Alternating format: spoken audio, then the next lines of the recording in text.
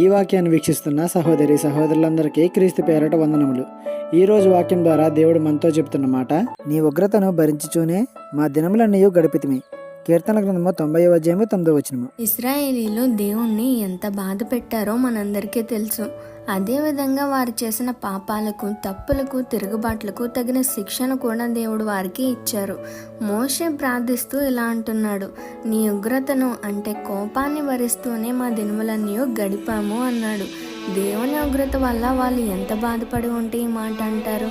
అయినా సరే దేవుణ్ణి దూషించలేదు, విడిచిపెట్టలేదు.